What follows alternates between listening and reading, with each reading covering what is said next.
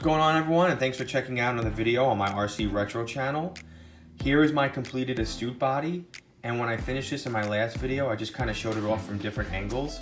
But now I wanted to take a moment and just give you my thoughts on how this body came out before I move on to the rest of the build and complete the car.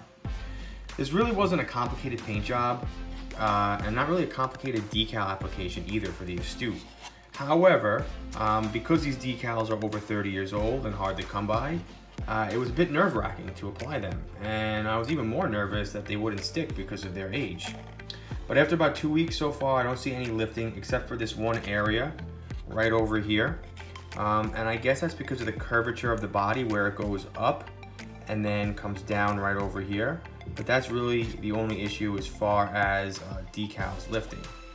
And then there's number 5. And this decal was giving me a friggin' tough time.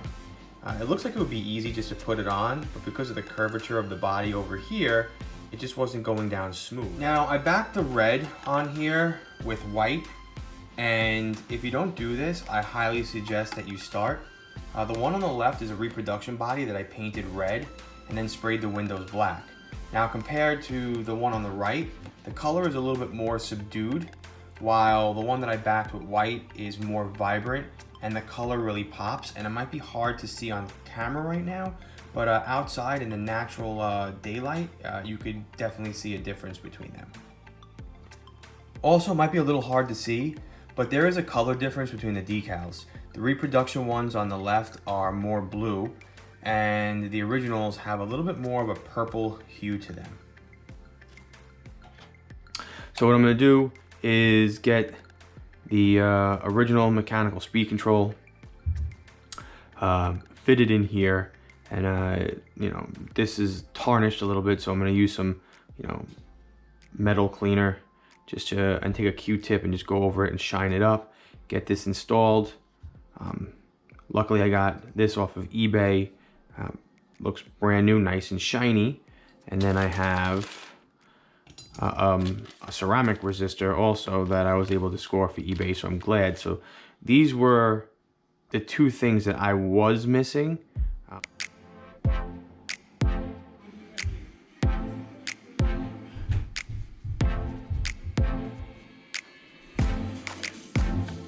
Look at that, nice and shiny.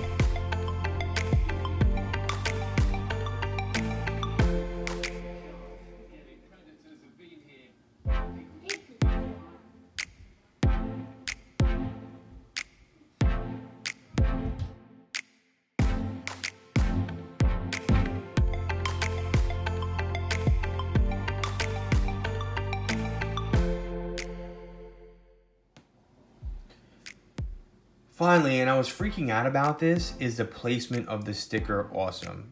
You know, for the most part, I'm a box art guy, and sometimes I could be a little hard on myself, so when I mess something up, I kind of perseverate about it. Now, where I place this sticker, the first screw hole should be on the right corner of the E, which it is right over here, and you can't really see it because the E is still over it.